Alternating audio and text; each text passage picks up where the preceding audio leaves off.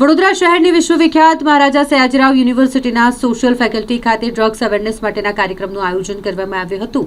વડોદરા શહેર police commissioner Narasimha કુમારની અધ્યક્ષતામાં આ કાર્યક્રમ યોજાયો હતો। હાલ આપણે જોઈ રહ્યા છીએ કે વિશ્વમાં ડ્રગ્સનું દૂષણ વધ્યું છે। ખાસ કરીને ગુજરાતમાં ડ્રગ્સની હેરાફેરી અને ડ્રગ્સનું સેવન યુવાનોમાં તેનું પ્રમાણ વધી રહ્યું હોય તેવામાં લોકોમાં જાગૃતતા આવે, ખાસ કરીને યુવાનો જાગૃત થાય તેવા આશય સાથે ડ્રગ્સ અવેરનેસ માટેનો આ કાર્યક્રમ યોજાયો હતો। વડોદરા શહેર પોલીસ, જિલ્લા કાનૂની સેવા સત્તામંડળ તેમજ સંભવ દ્વારા ડ્રગ્સ અવેરનેસ માટે વિશેષ સેમિનારનું આયોજન કરવામાં આવ્યું।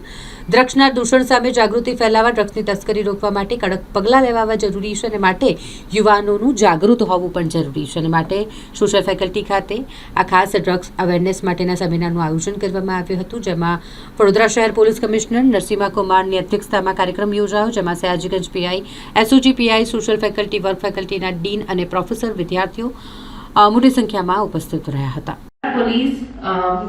And they are organizing such kind of awareness session in all the schools and universities to presence of nation states. We are one of the prominent voices among the Committee of Nations. So we have done so many things.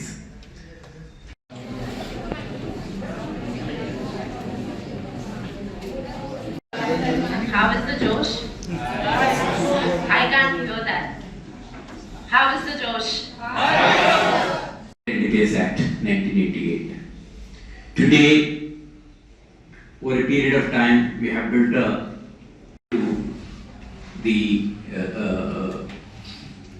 drug trafficking activities, and hence there need to be a preventive legislation to detain such people. Basically drug-free India, and all of you are invited to have a fruitful discussion for this. Thank you.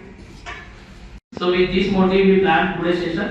Thank you all for coming, and with this note I would આજે MS યુનિવર્સિટીના faculty, research scholars અને students સાથે શહેર police તરફથી આપણે એક સંવાદનો કાર્યક્રમનું આયોજન કરી આમાં યુવાનોને સ્પર્શતા ખાસ કરીને ડ્રગ મેનેજ અને રોડ સેફટી અંગેના કેટલાક મુદ્દાઓ અંગે વિગતવારની ચર્ચા કરી છે।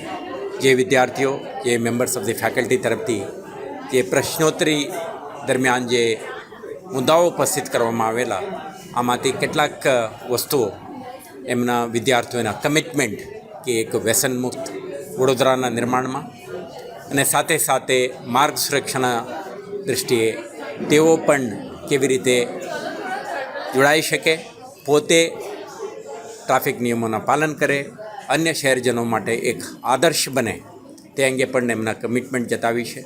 તો આ એક પ્રયાસ હતો કે ફેકલ્ટી, સ્ટુડન્ટ કમ્યુનિટી, એમના જે રેપ્રેઝેન્ટેટિવ્સ ઉપસ્થિત રહ્યા, એમના માધ્યમથી આપણે વડોદરા શહેર પોલીસ તરફથી જે પહેલ કરવામાં આવે છે આ લોકો સુધી પહોંચે, ખાસ કરીને સ્ટુડન્ટ કમ્યુનિટીને અને એમના પરિવારજનો સુધી પહોંચે, જેથી કરીને આપણા જે અભિયાનમાં તે પણ જોડાઈ જાય અને આવતા દિવસોમાં વધુ સારું આઉટકમ્સ અને રિઝલ્ટ જોવા મળશે એવો મને વિશ્વાસ છે।